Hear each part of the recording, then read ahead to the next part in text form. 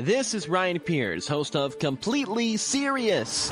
Thanks for listening to the following broadcast on Public House Media. I'm the Greg. And I am Dave Show.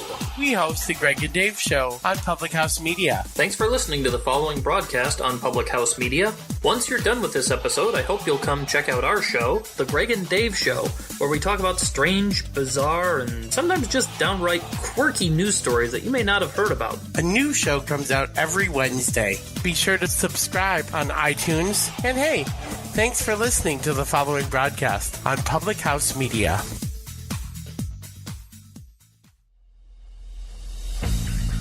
Throughout history, the course of sports has been shaped by one thing: the fans. From the moments you never dreamed of. Bobby Womack has saved the USA's life in this World Cup! Hall, the runner! Loose ball! It's good! Gonzaga! The slipper still fits! To the moments that still give you nightmares. Behind the bag! It gets through Buckner! Here comes Knight and the Mets win it! He's in! Patriots win the Super Bowl! Brady has his fifth! Through the good and the bad, fans have helped change the games we watch and the players we love. They may not be the most logical people. You are a factory of sadness! I'll see you Sunday. But they know their teams better than anybody. They'll blow in the ninth! You may not always see them, but you know where to find them. After all, there's nothing quite like the view from the cheap seats. Broadcasting as part of the Public House Media Network. Grab a chair and enjoy all there is in The cheap seats.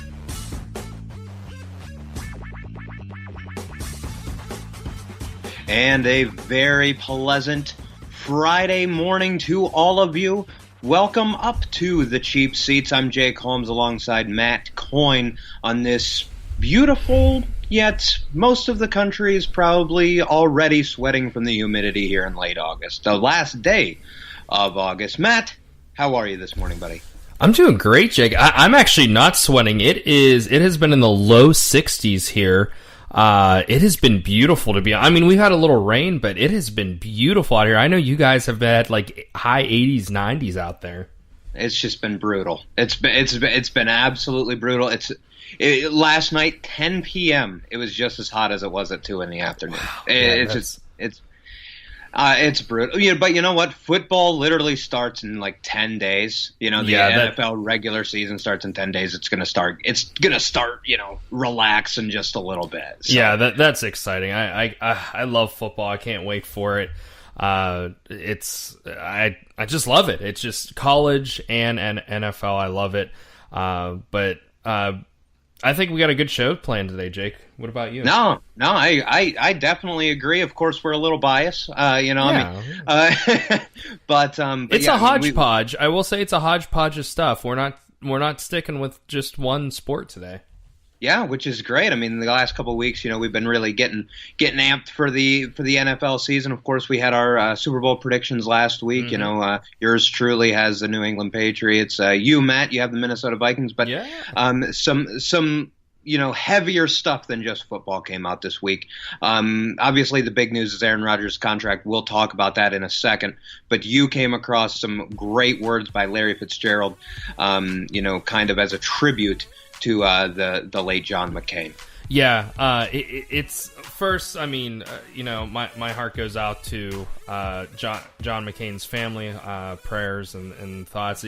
No matter where you stand on the political spectrum, I think Senator John McCain was somebody that everybody respected, not only for what he did for our nation in office, but also he was a very decorated veteran. But Larry Fitzgerald was able to speak at his funeral this past week. He said, quote, many people might wonder why a young African-American kid from Minnesota and a highly decorated Vietnam War turned United States Senator might have in common. Fitzgerald went on to say, quote, well, I thought of a few. I'm black. He was white.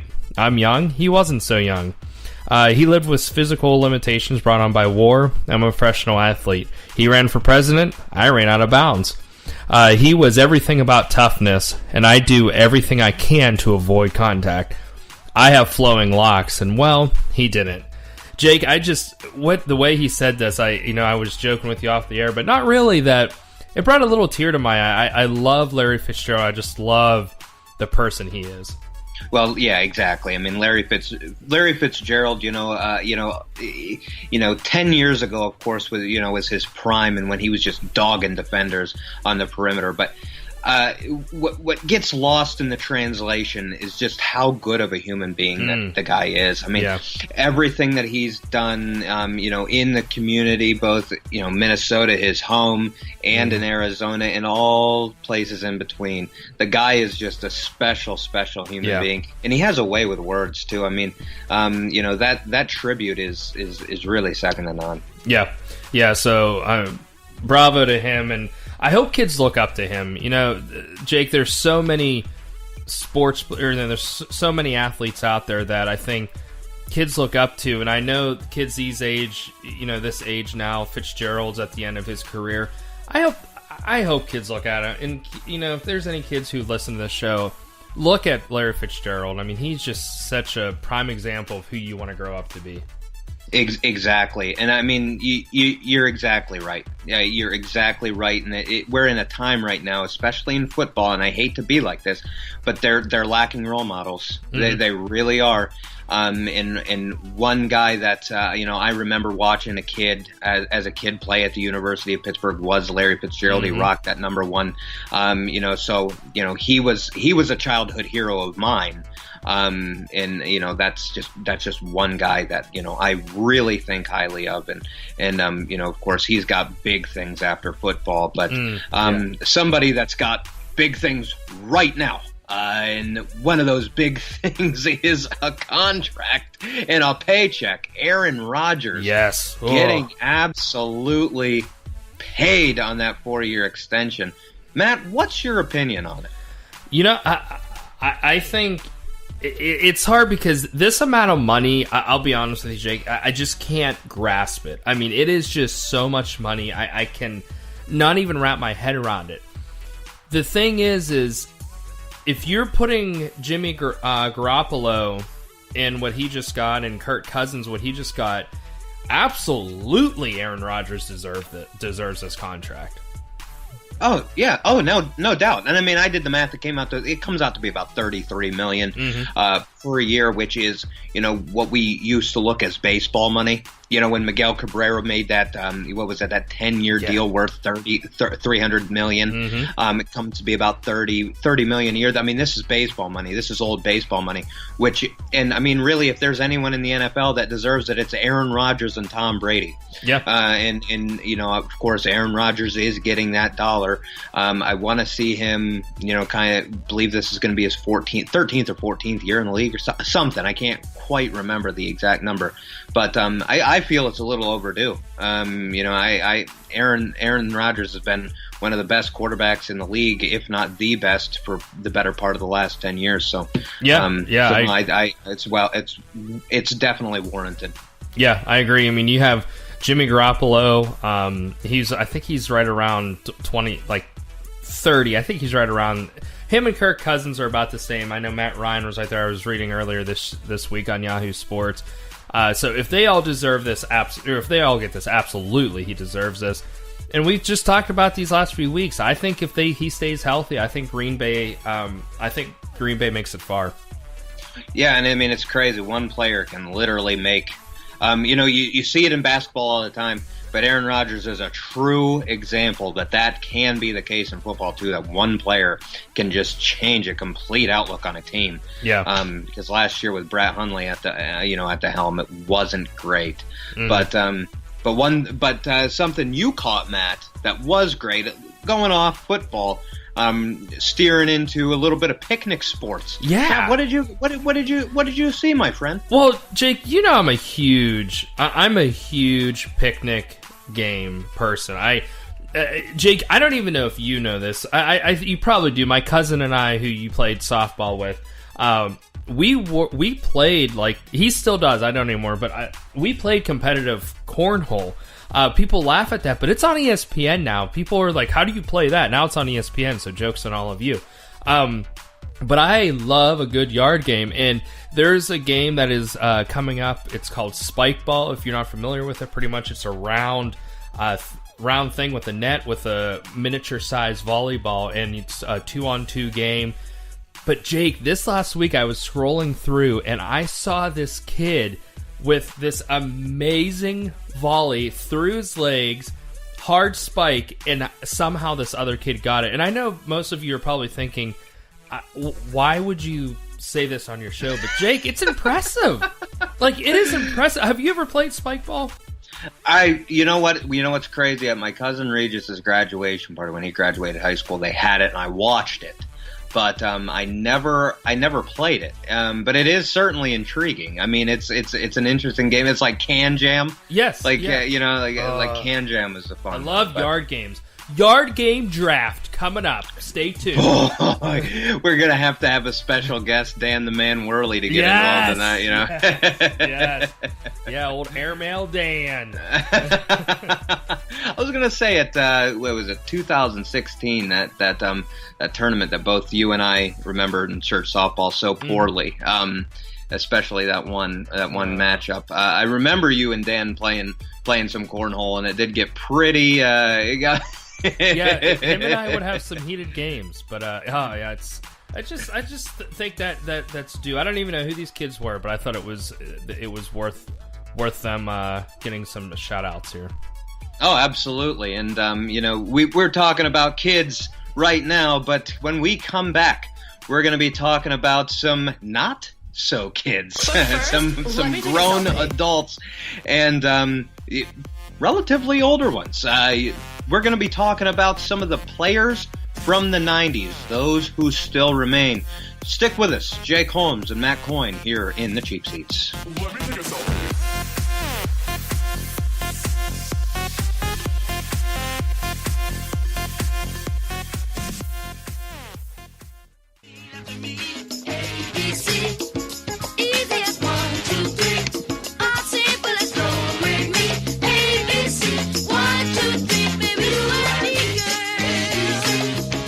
Alrighty, ladies and gentlemen, welcome back up in the Cheap Seats. I'm Jake Holmes along with Matt Coyne.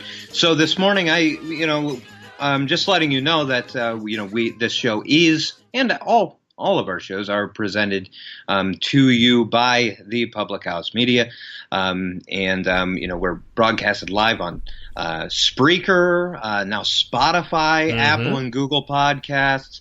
You can also catch the Monday show of the Cheap Seats with Christian and Jonathan, Wednesday with Keith and Max, and of course on Fridays with Matt and Jake. Yours truly, the C team, if you will. Did I forget any?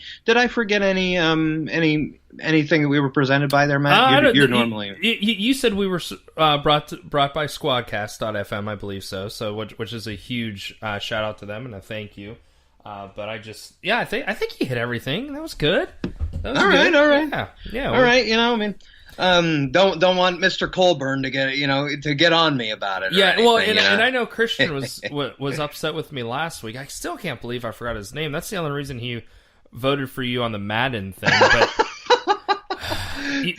Jake, for our listeners, that poll you are just destroying, and I really think it's because you had 03 and 04 Madden. But I won't say anything else about that. Well, it is what it is. When you get to that first overall pick, you're gonna get the GOAT, and I got Madden 04 with it. Oh man, that's. But well, but hey, well, Jake. Speaking of our childhood, you said it so well at the end of this last segment. Well, we're a few years apart, but I love this. ESPN came out with this last week with this 90s last man standing kind of thing. And, Jake, we were looking at this. Only 12 remain from the 90s. Now, I say that, and I keep forgetting it's 2018. So I guess I shouldn't say only 12. It's impressive that there's still 12 remaining, I guess. Yeah, but I look at some of these, and I'm very, very impressed because I didn't realize, because it's like obviously I was 6 years old at the turn of the century. I was 6. I was born in '94. But one player that I've always grown up as a big hockey fan, of course, that I've always grown up liking, and I really shouldn't because of the team that he played for and the team that I grew up liking, is Zdeno Chara. Yeah. I mean, I had no idea. I mean, when you think about it, I mean, the man is, 41, I think. Yeah, and he's 7'8", I think. Yeah. So, I mean, it would only make sense. And actually, what's cool about that article that we're kind of referencing here is the picture of Zdeno Chara is in New York Islander uniform. Against Bruins, yeah. Which is against the Bruins, which will forever haunt the New York Islanders. Like, you get rid of him, who I believe is in the top 10 to 15 best defensemen ever to play the sport. I mean, it's very funny. Yeah, and I remember playing NHL. I want to say it was like 2012, and I would always make sure I got Zdeno Chara because you just would sit at the blue line with him and slap shot it, and he would score a good bit of times. He just, man, like you said, he's just one of those players. It's hard to, you don't want to like him, but you just have to. I mean, he's a monster, and on all the All-Star competitions, he would just destroy everybody in the hardest slap shot every year. Well, I was going to say, I mean, I believe Shea Weber has dethroned him. Correct. Yes. But for years, he always had the record for the hardest slap shot. And it's funny, we're talking about the video games with NHL 12, NHL 13. It didn't, even now, NHL 19, if you do a fantasy draft, you're going to want to pick Zdeno Chara, third line defenseman. If you're going to put him on your second or third pairing, he's a glitch. Yeah. Almost every slap shot will go past the opponent's goaltender. That's funny. It really is, and he's on the game. I mean, he will be 40. I mean, he will be 42. Mm-hmm. But yeah, some other NHL players from the 90s. I saw Roberto Luongo, who's had a great career. I mean, he's and what he did after his speech after the Parkland shooting. We're talking about speeches with Larry Fitzgerald last segment. His speech after the Parkland shooting was unbelievable. And also Matt Cullen, former Pittsburgh Penguin and now Pittsburgh Penguin. Yeah. But he's been around a lot. Mm-hmm. Yeah, and the other ones on this list, you got Phil Dawson, who currently on the Cardinals. He's a kicker, as we all know. Adam Vinateri. Oh man, it feels like I want to say feels like they've been around forever, but he has. Brady's Brady came in 2000, I believe, didn't he?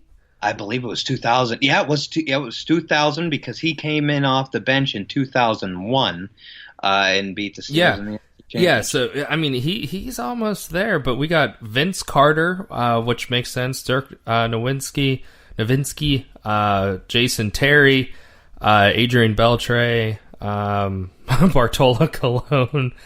This picture of him, he is about a half of the man he is now. I will say that. All trim. Yeah, look at it. Yeah, look at those arms. Wow, people are gonna start thinking weird things about us. And then, like you said, we got the hockey players. And then Merlot is on there. I don't know if you said him or no, but I didn't even see. Patrick Joe Thornton's on there too. Jumbo Joe. Yeah. So Jake, my question for you is, just to ask you, out of these players, which is impressive, and I think it's neat to talk about, and they're all different sports. I understand that, but who do you think out of these 12 will be the last remaining? Well, honestly, I'll tell you, in all reality, I have to go with a kicker, just because, the physical element just isn't there as much. I mean, I don't see Adam Vinateri slowing down. Yeah. I just don't. I don't know. Phil Dawson's never been a guy that I've really I've paid attention to him, but he was a Cleveland Brown for a long time. I just never really quite, got into him. But Adam Vinateri, even though he was a New England Patriot and an Indianapolis Colt in their heyday, especially with the Colts, he was just a guy that you had to pay attention to, So Adam Vinateri would probably be my pick, but I mean, if I was going to go bold, I mean, Zdeno Chara is not slowing down. No, I mean, he's still playing well. He's still a physical beast, and he's still on that top pairing for the Boston Bruins. So, Zdeno Chara, I don't think that he's going anywhere either. And here's the funny thing. I 100% agree with the physical aspect of the game.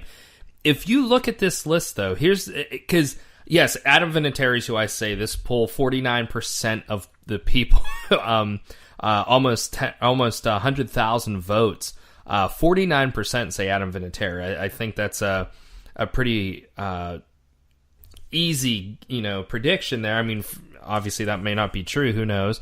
But it's interesting because there's 2 NFL players, there's 3 NBA, 2 baseball, and 5 NHL players. I think that's surprising, to me at least, Jake. I mean, I think that's one of the most taxing sports, and there's 5 left on there. And all 5 of these, I think we've heard, of times the last few years, this person's going to retire, this person's going to retire. But I haven't really heard that about Chara yet. The other 4, I feel like we've heard that. Yeah, I mean, of course, Roberto Luongo, I mean, he's already in Florida. He's getting ready for retirement. Yeah. But yeah, I mean, Jumbo Joe, of course, there was speculation this offseason, especially in Matt Cullen as well. But yeah, there's nothing with Zdeno Chara. He has no intentions of going. Yeah, and if I can be honest with you, I'll be like Adam Vinateri. I want to disagree, but I can't. That's who I have to say. But honestly, I would love to see Bartolo Colon just keep going. I would love to see him just keep going. He almost had that no-hitter earlier this year. He's gonna do it. I mean, he hit the home run last year. I think I could see him playing into his 50s. I'm kidding. Yeah, but with Bartolo he's so fun to watch. I mean, I don't know. You put 2 and 2 together. I mean, you know why? Because I mean, he's literally like every dude on the couch that's watching baseball with a beer in his hand. He's their hero. You know what I mean? Like, so I mean, that's why I would like to see Bartolo, keep going. But I mean, he's on his last legs too. Yeah, I can't even believe he's still hanging on. It would be fun to see. Yeah. I agree. Yeah, I can't either. All right, so this I saw in this just real quick. Oh no, that's fine. In this article, I just saw real quick in this article that Bartolo Colon made his major league debut on my 3rd birthday. Interesting. Oh, so you need to get his jersey now.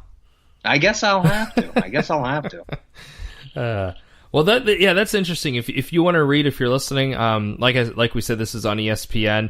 It shows a lot of neat information that Jake and I don't have time to go through, but it definitely is a very interesting article that there's only 12 left. But like I said again, we are 18 years into the 2000s, so we'll see who the last remaining is.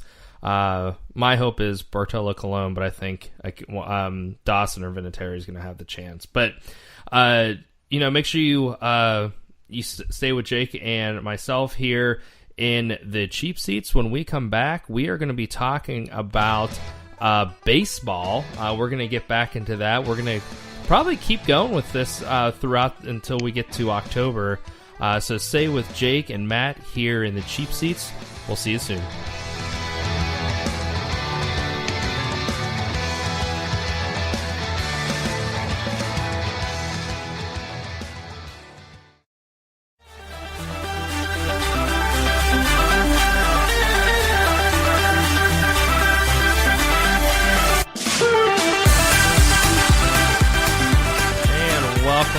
Up into the cheap seats, Matt Coyne, Jake Holmes, and Jake.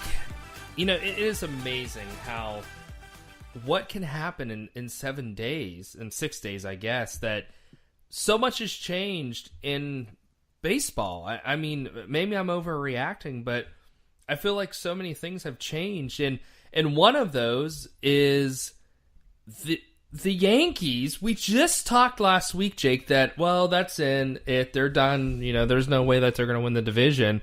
And here, now, it's still 7.5 games, or 7.5, 8 games. But, Jake, they're right there. There's, this past week, they picked up a few games on the Red Sox. And do you think they can do it, Jake? I don't, but it looks like they're still trying.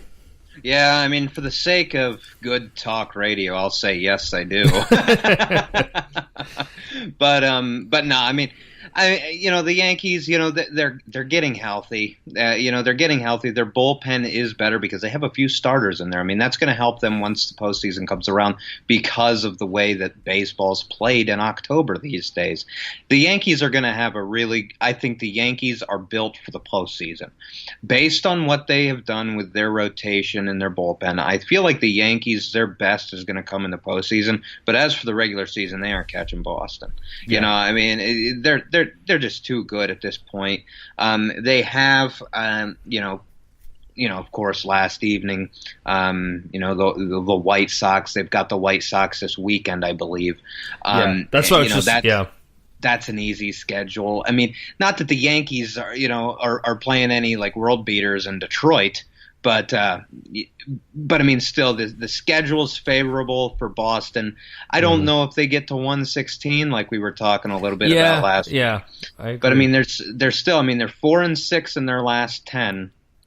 I don't know. I don't think the Yankees can catch Boston. I don't think of course, nobody in the American League is going to catch Boston if the Yankees aren't at this point. But no, I mean, Boston's just too good. Yeah, and Yankees there's 6 games left against Boston, 3 in Boston, and then they end the season in New York with Boston, which is always fun. But yeah, I mean, it's crazy to see what they're doing. I just they're not going to catch them, but it's, looking at the standings, I'm like, wow, it's interesting to see where they're at. So, but going down through, there's not much to talk about the American League. Really, Jake, the only thing I think we can talk about with the American League is, the A's are still right there with Houston. Here's the thing. Both of them are making the playoffs, unless there's just an absolute miracle that the Mariners just run off an amazing end of the season. But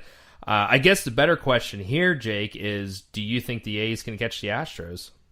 Well, I mean that these last couple days, is particularly Wednesday night, I believe, that walk off in in extras, that Houston was able to take from Oakland. That was a big win. Mm-hmm. But Oakland has a big series this weekend. Thursday, Friday, Saturday, Sunday, against the Seattle Mariners. I think once we get into next week, we'll really see how that is going to play out. Personally, I think Oakland will get there. Surprisingly, I did not. We talk about it a lot. I did not think Oakland was going to get in. I mean, I didn't think that they would be. They'd be flirting with LA for third and fourth in that division. I didn't think that they would do it. But yeah, I mean, kudos to them. And I mean, Chris Davis is having just a fantastic year. But good for the A's. I really like seeing them do well.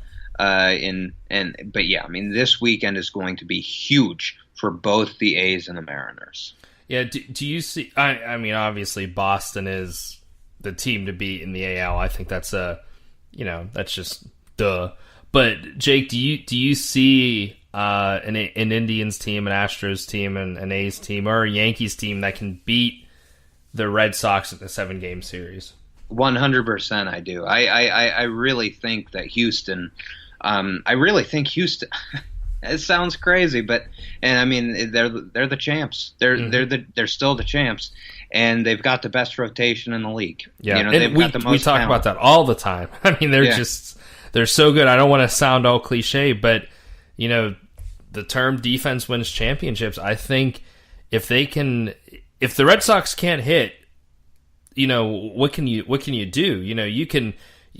It doesn't matter if they bring up this starting rotation that is just pitching lights out this year. Yeah, and one other thing too, and I mean the American League, like we said the last 2 weeks, it's cut and dry right now. I mean, Boston, Yankees, Cleveland, Houston, Oakland. Mm-hmm. That's how it's going to be. That's how it's going to be in October, 99%. But you look at from there, Cleveland with Corey Kluber and Trevor Bauer. I mean, they can beat a Houston team in a 2-3 matchup. I mean, and they've got a really good lineup offensively. They're really good at home. They're 41-25 at home this year. I don't know. I just wouldn't be surprised if we saw Cleveland make a run like they did in 2016 when they lost to the Cubs in 7. Now, Jake, tell me this. This news just came out late last night that, I just want to pause and go back to the Yankees for a minute. As you might not even heard this happened late last night, that the New York Yankees have acquired Andrew McCutchen in a trade.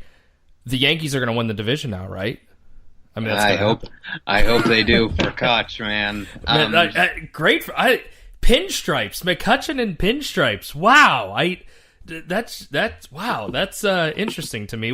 But where does he have a place there? I don't understand. I mean, Yankees obviously are still. I mean, they're in the playoffs, but that's an interesting trade to me. Yeah, I actually I saw that as well. I don't know where he fits in, to be honest with you, but I mean, I'm very happy that McCutchen's going to a situation where he can win. Me too. Because the Giants, they brought in a lot of talent, but they brought in a lot of old talent. Evan Longoria, for instance, at the end of the in the offseason. But I'm very happy that Andrew McCutchen can go somewhere where he has a legitimate chance to win a World Series. But where he plays, I don't know. Maybe right field. I mean, I know that they have a few streaky players in the outfield as far as offensively. I don't know. I'm secretly rooting for the Yankees just because I like Andrew McCutchen. Well, at least he's back in the East now, or the East side of which is good. So, yeah, there's the AL again. We know what's going to happen there with the 5 teams who make it, but Jake, the NL is still. Still a cluster, working with, we got the Braves and Phillies still a few games apart. You got the Central, which is this has just been, since the All-Star break, has really just completely taken a different look since the All-Star break, Jake. We've had, the Cubs, Cardinals, Brewers, Pirates there for a little bit. The Pirates are just out of the equation now. But then you have the Cubs, Cardinals, and Brewers that are, a handful of games separated, that it's still, it looks like it's going to be the Cubs, but Cardinals and Brewers are right there. I mean, they're a very even team. Who do you see, like we've talked about this, you had the Cubs, I had the Brewers taking this division from the beginning of the year, but do you see the Cardinals doing enough to make the playoffs? No, the Cardinals stink. I'm not sold on them. They had the Pirates in July had a string of 11 games where they won, and they were winning convincingly for 11 straight games. Look what they're at now. I mean, they're 4 games under 500. They stink. The Pirates just, they've got the talent, but the team just isn't there. St. Louis just isn't that talented of a team. I don't know how they're doing. Matt Carpenter's a beast. I mean, don't get me wrong, but Milwaukee's so much better than them. I mean, Milwaukee's going to jump them in September. I don't know. I mean, St. Louis is just making me angry. Yeah, I do too. Yeah, because I can't stand St. Louis. I don't understand how they're always good. I mean, I don't understand how they're good right now. They're just firing on cylinders. But Milwaukee, I got to see them play last Sunday and at Miller Park, and Jake, they're just a good team. From top to bottom, and I'll be honest, I'm surprised they're not better. I really don't understand why they're not. Why they're not doing better this year. Now they're pitching, they're really struggling with their rotation and their bullpen and the back end of it, but I'm surprised that they're not doing better this year. Yeah, I mean, the thing that I admire about Milwaukee is that they know that they have a 2 to 3 year window, and they went out and they spent, even at the deadline. I mean, they bought heavy. But yeah, I mean, the one thing that they didn't do is they didn't really help their pitching staff. I mean, they didn't really go out and they didn't get Of course they did try to get the big name, the Chris Archer, but yeah, I mean, they didn't fill that void enough. But yeah, I mean, Milwaukee, I really think that their talent is going to take over. What they have on the field is going to take over, and they're going to get past St. Louis. They're going to get past St. Louis. They'll probably have a wild card game at home, which would be pretty cool to see, honestly. A wild card game in Milwaukee with a slide. Of course, we say what you want about that slide. I know, but But yeah, I mean, I would like to see Milwaukee have a wild card game at home. Yeah, and then we got the West. It's still between three teams: Diamondbacks, Rockies, Dodgers, all within a game or so. I don't know, Jake. All year I kept saying Dodgers. There's no way that they're not going to take this, but I don't know. And here's the interesting thing, kind of wrapping this up. But Jake, have you noticed the run differential between those three? How Diamondbacks are right around 90, Dodgers are at 120 plus, and Rockies are negative, like in the teens. How are they 12 games above 500? I don't know, but they have the old Pittsburgh Penguins syndrome from last year. They were outscored crazy, but somehow they ended up with one of the best records in the league. But yeah, I mean, I don't know. I mean, Colorado, they're just strange, man. They're just real strange. I mean, I like what they have, 1 through 4 especially, but yeah, I mean, the Dodgers and Diamondbacks are better than them. I agree with you. I have no idea how they're 12 games over. Just based on looking at them, just watching them play. But yeah, I mean, the Dodgers have won several. I mean, have played much better recently. Mm-hmm. So maybe that's maybe that's the wheels starting to turn there, because the Dodgers should be a machine. I mean, they were just there a game away from a World Series championship last year, and they brought in Machado. They really got better. As far as on paper, they got better. They just haven't translated them to wins. I don't know, man. It's going to be fun, but Arizona's just very consistent. Paul Goldschmidt, I think, should. If I had a vote for NL MVP, he would get it. Mm-hmm. But I mean, they're playing really well. But what's really impressive about the Diamondbacks is their ability to go to other places and win. They have one of the best road records in the league. So I don't know. That division is very intriguing to me. The other ones, the Cubs are going to run away with the Central. I believe they are already. Atlanta's the best team in the East. So I think that those two stay the same. I don't know about this one. I mean, I think that it's really down to the Diamondbacks and Dodgers. With Colorado, even though they're only a half game back, I really just don't think that they're as. I don't think that they're as good as the Diamondbacks and Dodgers. Yeah, I agree. Yeah, it'll be interesting to see, but we'll keep. This is fun. I like going through because, like we said, every week it's switching, so we'll see what happens. So, we've talked enough baseball. When Jake and I come back, we're gonna go over to college football. So stay with Jake and me here in the Chip Seats.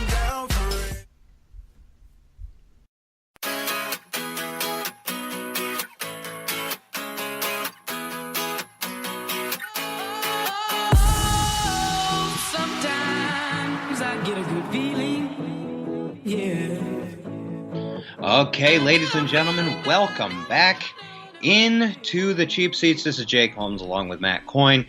So we were talking a little bit about baseball and, how things are always changing right now in baseball. The National League is just absolutely out of control with, one team, being in third place one day and then the next day they're first. That's kind of the theme with college football as well. One loss can take you completely down the standings, even down to 10 spots. But yeah, I mean, Oh, I'm sorry. Go ahead.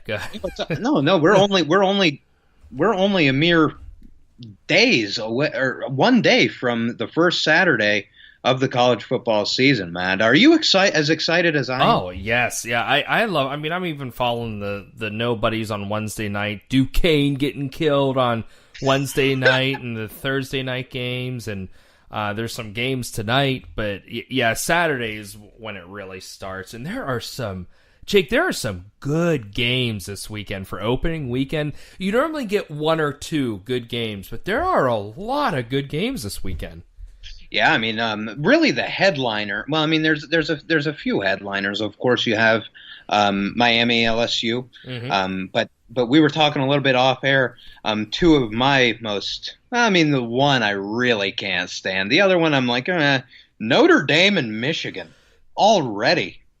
Goodness gracious. Yeah, I wonder if, because normally it's towards the end of the year. I wonder, what they're thinking this year. I don't know if they just want to see what happens, if they just want to get it started off right away, like not even waste time, or what it is. But I was shocked when I saw that on the schedule. I don't remember it ever being opening weekend. Yeah, and I mean, here's the thing. Notre Dame, and I'm not even just saying this as a not fan of those two teams, but Notre Dame and Michigan at 12 and 14. What's your opinion on that? I mean, I know that I have my feelings on it. What do you feel about their ranking at 12 and 14? I thought they were ranked too high last year, to be honest with you, Jake. I thought going into last year, actually, let me pull this up. Yeah, Notre Dame was 11th. And Michigan, well, actually, Michigan wasn't in the top 25 last year because I remember just with the young team, they weren't up there. But every year I never understand why Notre Dame is always ranked so high, because by the end of the year, most years, they don't end up that way. It's like just because they're Notre Dame, they put them in the top 25. You know what? I'm completely with you. I just don't understand where Notre Dame, how Notre Dame is always. Notre Dame is ranked high because they're Notre Dame. I'm not kidding. You know, you saw like they had a few impressive wins last year. Mm-hmm. I'm trying to remember who, but I mean, as the season progressed, people figured out, how to stop their offense, because they ran that kind of like inverted spread. But I mean, people figured, and they were getting absolutely butchered by the end of the season. They did have the best offensive line in college football, though, last year. I will give them that. Mm-hmm. Yeah, and don't get me wrong. Michigan and Notre Dame aren't bad teams. I'm just, in the preseason's always hard. I feel like college football is hard because other than the Alabamas and the Clemsons and the Georgias, those teams, Ohio State, if you want to put in there, they're going to be good. The recruiting classes are always good. They always come in. You can expect to see them up there. But then really, you have these teams who come in and out. It's this year. I mean, Jake, I don't know about you, but I think we may have talked about this a couple weeks back, a month or so back. But I don't understand how Washington's ranked 6th. I just don't understand that. Miami, I think they're going to have a good year. I don't think they deserve to be ranked that high yet. But it's hard. I think Alabama, they're the champs. You got to put them first. Clemson, we got Georgia, Wisconsin. This is in the AP because Wisconsin is 7th in the coaches poll. Then you have Ohio State, Washington, Oklahoma, Miami, Auburn, and then Penn State rounding out the top 10. But Jake, I mean, I'm sure you don't have any issues with 1 and 2. Maybe even 3, 4, and 5. But do you see anything else that's kind of sticks out to you there? Well, I mean, Penn State, I believe, should be number 1. I'm just playing. They shouldn't be. But no, I mean, I really, like you said, these preseason AP polls are just so tough. I mean, because I mean, Alabama, they're bringing back 2 great quarterbacks. I mean, it's kind of, look at the embarrassment of riches. Of course, Clemson's great. They always are. They always will be. Georgia with Jake Fromm, one of the better young quarterbacks that the country has to offer. Wisconsin's great. They just play that old school style, which I like, that old rough, tough Big Ten style. And Ohio State now has turned into quite the opposite of that. But I mean, it's just tough. I mean, I want to see what Oklahoma does without Baker. I want to see what Ohio State does, with their new their new scheme on with a new quarterback. Also, I think someone that I really want to see, and I think that this could be the year that a defensive player wins a Heisman. Nick Bosa. I mean, that boy, he's going to be better than his brother, they say. Which is just insane. But Penn State also, I'm not saying this as actually I should be the opposite. I'm not sure about Penn State, to be honest with you. I love their recruiting class this year and for 2019. I think that they've got a really bright future. But this year, Trace McSorley, I think, will be a Heisman favorite. I mean, Trace McSorley is that good. People don't realize that he's that good because of Saquon Barkley. But I want to see what Miles Sanders, the Woodland Hills kid, does with, filling in for Saquon's huge shoes. They also lost Deshaun Hamilton, one of the best Penn State receivers of all time. I'm really looking forward to seeing what Penn State does. I mean, they lost their two starting corners, Grant Haley and Christian Campbell, as well as Marcus Allen, the Pittsburgh Steeler now. So it's going to be a new look as far as Penn State's concerned, a team that's been a national title contender for the last 2 years. This is, I think, a year that a lot of people are picking them to be top 5. My problem is, Jake, I'll be honest with you, is it's just the Big Ten. I know it's always Big Ten isn't good, blah, blah, blah, that's always the thing. But I'm sorry, but I mean, you got now. I know a few years back they won the Big Ten. Let's not get into that. They should have been in the college playoff. They were just absolutely destroyed by Michigan. They were embarrassed, and then they beat Ohio State and Wisconsin in the Big Ten championship. But Wisconsin and Ohio State, I think, are just so good that I don't see Penn State being able to compete with them this year. And then you still have Michigan State, you have Michigan. The Big Ten is stacked this year. I don't care. I'm not saying I'm a lover or a hater of them. You just got to look at it on paper. They're a stacked conference this year. I agree. I think the Big Ten is the best. I really do. I think the Big Ten's the best. I think that they've overtaken, obviously, the SEC. I mean, the SEC is not nearly what it was 10 years ago, even though Alabama's still fantastic, naturally. But yeah, I mean, the Big Ten, I mean, you look at both, even look past the Big Four with Wisconsin, Ohio State, Penn State, the Big Five, Michigan State, and Michigan. Purdue is going to be darn good. Yeah, Purdue is going to be an okay team. Northwestern is going to be pretty darn good. I mean, you even look at teams like Nebraska. Like Nebraska was an exciting team to watch at times last year. I believe they only went 6-6 or 7-5, but they were an exciting team. The Big Ten is stacked. It's the best. It's the best conference in college football. And whoever wins that, they're gonna have to fight like dogs. I mean, it's gonna be messy. It really will. Now, here's one team. I'm gonna throw this out of left field, Jake.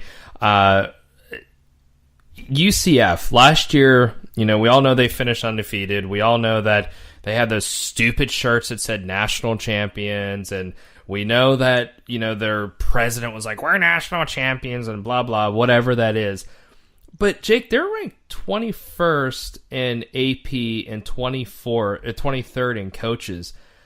They didn't really lose many that I maybe I'm wrong. I didn't think they lost many. I don't know how much you know about UCF, but I was surprised they were that low. Well, I know their head coach is, Scott Frost is now correct. Yes. the man at Nebraska. Mm-hmm. And I think that he's a heck of a football coach. But they dominated UConn. I mean, 56-17. Yeah. I mean, that is UConn, of course. But I mean, you got to give them the respect that they deserve. I mean, they haven't lost a game in well over a year. Mm-hmm. 21 is pretty low. I feel like, especially when there's teams like, I don't mean to throw any schools under the bus or anything, but what on earth has Florida State done the last couple of years? Yeah, I know that DeAndre Francois was hurt the first game of the season last year, but I mean, what what warrants them at 19? Yeah. You know, what makes them at 19? I mean, I don't know. I mean, you do look at a few other teams. Virginia Tech's really good. Mississippi State, and you know that Will Greer's got a lot of Heisman hype. TCU's pretty darn good. USC, I don't know what they're going to do without Darnold, but yeah, I mean, UCF they're another school that I'm just like, you know, maybe they should be a little bit higher, but maybe 21. Maybe 21's perfect for them, you know, just on the outside looking in at the top 20, because they still have some chances that they can move up, you know. And that's the thing, you know, that's one of the things I think is unfair about the ranking is you know, for a team UCF last year, I'll look, but I'm positive they were not in the top 25 at the beginning of the year, nor were they even, you know, close to it. And the problem is, you know, when you have a team now, strength of schedule, I understand that's all part of it, but they really have no chance to climb up, at least this year, if they finish undefeated again, or if they have a solid year. They're already 21st. They're going to be able to make a move, like you said. So, yes, I think it's good that they at least have them there to see, okay, what can we do? I mean, didn't they last year? They ended up having them... they ended up finishing 6th with 4 in the AP. They had 4 first place or number 1 votes. Alabama had 57, which I thought was ridiculous. But hey, I mean, they were undefeated, I guess. So yeah, I mean, I guess they were, and I mean, and another thing, you know, in the defense of those 4, you know, voters. UCF beat up on Auburn, if I'm not mistaken, in the bowl game. Yep. And Auburn beat up on Alabama. I mean, you know, I mean, it just depends. You know, again, again, I mean, we talked a few you know, weeks ago about how, you know, a group of rich dudes are just in a room and they're deciding, you know, who's what place.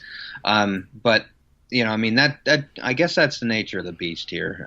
You know, college football, I mean, it's got some broken systems, but man, I'm really looking forward to it. I know that you are too.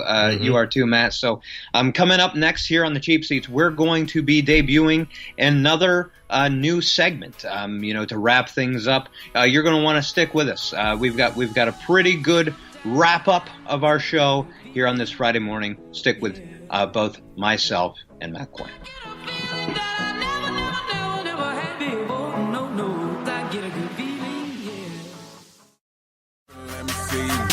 It's going down for real.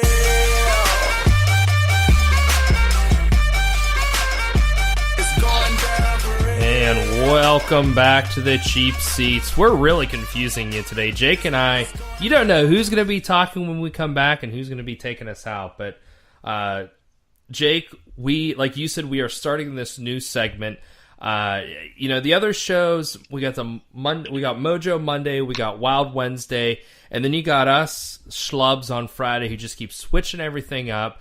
We did bold predictions there for a while. We did quiz show there for a while. It's not that we didn't like doing the quiz show with football starting. We figured we got to do predictions, right, Jake? Yeah, I mean, that's really what you know, our NFL preview series has been based around is what we think is going to happen, our prognostications, if you will. I mean, you know, of course, neither one of us will probably be right, no. You know, but why not? I mean, why not have a little bit of fun and a little bit of you know, a little bit of competition, you know, just like our quiz show. Yeah. So I mean, we'll every week what we're going to do is. This week are obviously all college games, but we're going to do 5 games every week. Jake and I are going to keep competition going here. Every week we'll do mostly NFL, but you know, we'll throw in 1 or 2 college football games in there every week. But again, this week is all college football. So Jake, I will let you pick the first one. This one I think is the toughest to pick of this week, and that is going to be Appalachian State and Penn State. I'm kidding. The first game, and it's not the toughest one, but maybe it is. But I will give you. And by the way, for our listeners, we're not picking against the spread or anything. We're just picking outright winner. So Ole Miss versus Texas Tech in Houston. Well, I'll be honest with you. My knowledge of these two teams at this point in time isn't all that great. But I do think Texas Tech, the way that they play, I'm intrigued to see how Texas Tech, plays, this year after losing a decent bit in, to the NFL. I'm going to pick Texas Tech. I think that high flying, just crazy offense. I think that they're going to prevail over a defensive heavy SEC team. Yeah. I mainly wanted you to go first because I was going to disagree with you no matter what. No, I am picking Ole Miss here, and the reason why is because I just watched The Blind Side the other day. So that is why I'm picking Ole Miss. Because I watched Blind Side the other day, Jake. See, here's the beauty about the cheap seats is I don't even have to pretend that I know what I'm talking about, Jake. I could just say I'm an idiot. But okay, all joking aside, I am picking Ole Miss. I watching them a few times last year. I really enjoyed. I thought they were a good team. I thought they were a talented team. Texas Tech does have, like you said, that high flying offense. But this honestly, like you said, I don't know much about these teams, but just kind of a gut thing of Ole Miss right there. So here's these next four games are where it's at. The highest ranked teams playing each other this weekend. Number 9 Auburn versus number 6 Washington in New Orleans. This is kind of the new thing they do, the Chick-fil-A Kickoff Bowl. But Jake, who do you have in this game? I'll pick Auburn. I like how they played last year. I think that they have a real chance to win. Not win, but be competitive in the SEC West. They're a really tough team. I really like their coaching staff. I'm going to pick Auburn. I'm going to pick Auburn to prevail over Washington, who I really don't know why they're ranked so high. I'm not going to disagree with you on this one. I have Auburn as well, which means Washington will kill them. Washington, I don't understand. Maybe somebody else can tell us why, Jake, but I don't understand why they're ranked that high. Auburn, I think they were a few plays away from last year from making a run for the national championship. I know people laugh at that, but like you said, they beat Alabama, and yes, Alabama went in as they won. They came out on top. They won. They were the national championships. I think they were the national champions. I think Auburn is a good team. So I'm picking them in this game. Nice. So who do we got next? Who do we got next, brother? We got Michigan and Notre Dame. Yeah, we got number 4 Michigan at number 12 Notre Dame on opening weekend. I still can't get over that. Oh my gosh, I can't either. I really can't either. And I mean, you look at these two schools as being, as much as I can't stand them, they're, two of the, they're, the history is just ridiculous, and maybe that's why they chose it, for this early. But I really think both of these teams are a little bit overhyped, like we were talking about last segment.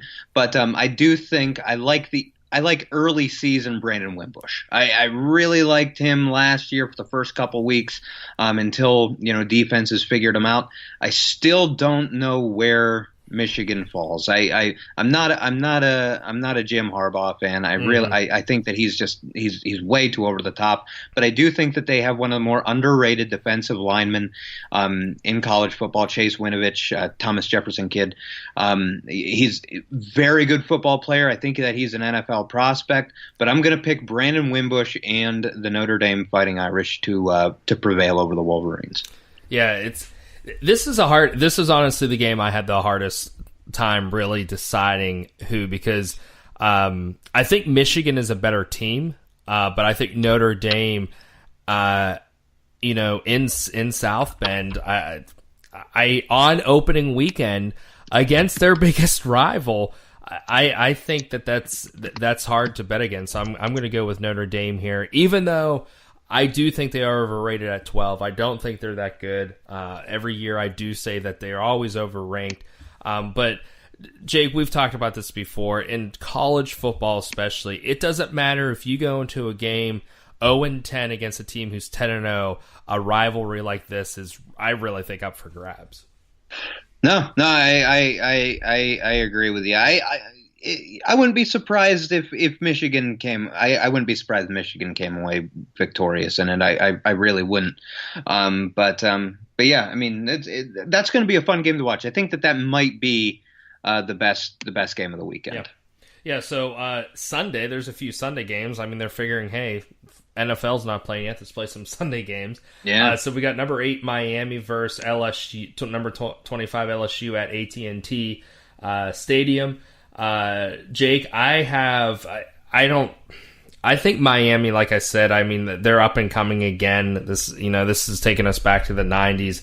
I think Miami is going to hand LSU, it's going to hand it to them. I think they'll I cannot talk right now. I think they are going to hand it to them pretty well. Yeah, I agree with you. They're going to bring back the turnover chain. I like Miami's fun whenever they're good. Mm-hmm. I mean, like you said, I mean, you go back to the old, the U days, the true U days. Mark Richt has done a fantastic job with them. He really has. He left Georgia and has gone to Miami, done a great job. Malik Rozier is a really good quarterback. He's a lot of fun to watch. I think Miami's going to put an absolute whooping on LSU, who really, their best player is now on the IR for the Washington Redskins. They're the best player last year. Mm-hmm. So, yeah, Miami by a lot. Yeah. Yeah. So, well, here's our last game, Jake. Are we going to have 2 disagreements or just one this week? Number 20, Virginia Tech at number 19, Florida State. Who do you have here? Va Tech, baby. That's all I got to say. Va Tech. I love the wing tee. Yeah, here's the thing. We were just saying Florida State, why are they up that high? What did they do last year? Quarterback went down first week of the year. I understand all that. Va Tech, my heart says Va Tech. That's who I think, but I'm going Florida State. Not so we disagree. But I do think, getting their quarterback back. Florida's. It's not that they're a slouch team. I mean, it's like you said, they've done nothing the last 2 years. It's 3 years ago when, almost won the national or I think that was the year they almost won the national championship. But anyways, I do have Florida State in this game over Virginia Tech. Nice. So let me round it out for us. I have Texas Tech over Ole Miss. I have Auburn beating Washington, Notre Dame over Michigan, the U over LSU, Va Tech over FSU. You have Ole Miss taking down Texas Tech, Auburn as well, Notre Dame as well, the U as well, but Florida State beating Va Tech. Well, there we go. All right. Well, we both can't be 0-5 this week, which is fantastic. That's really our number one goal, is not to both be 0-5. But so we'll see. We'll continue. Jake, this week's poll question for all those out there is, let's go old school. I want to see who you think is going to win this week's game. Number 14 Michigan at number 12 Notre Dame on Saturday. I think it's going to be an awesome game to watch. No matter if you hate them or love them, Michigan and Notre Dame is always a game you don't want to miss.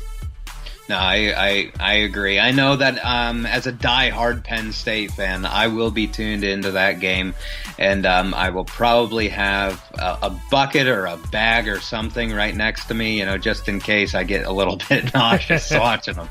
Yeah, so it'll be fun to watch. Jake, you enjoy your Saturday games. Thanks for putting up with me this week. Before I let you give your parting shots, want to remind y'all we are presented by Squadcast.fm on the Public House Media Network. Listen to us on iTunes, Google Podcast, Spreaker, now Spotify. Make sure you visit us at thephmedia.com. Like us on our Facebook page. See our daily poll question again, which is, who do you think is going to win this on Saturday? Tomorrow, the Michigan Wolverines, Notre Dame fighting Irish. And Jake, now what are your parting shots for us? Well, I mean, of course, college football week 1. I mean, it really, like we were talking about, preseason's tough to judge. We're going to see Trevor Lawrence play for Clemson. We're going to see Miles Sanders in the backfield for Penn State taking over for Saquon Barkley. Oh my gosh, Lord forgive me. But we're gonna see those shoes filled. See how they do. And really, I think week 1 you start to really get a true idea of who are the legit contenders for college football's Final Four. Yeah. So it'll be interesting. Make sure you join us again here on Monday with Christian and Jonathan. Next Wednesday with Max, and I guess we said Keith, but Keith, we know that you have signed off as you continue your podcast, Coffee with Keith and Katie. Thanks for being part of the Cheap Seats, Keith. It was great having you. So we'll see who's going to be joining Max next Wednesday. And then next Friday, as always, with Jake and me, Matt Coyne, up here in the Cheap Seats. Thank you for joining us. You have a wonderful weekend. Jake, have a great weekend. And I'll see you back here next Friday. All right, sounds good. I'll see you then, buddy. All right. We'll see y'all. You have a great weekend.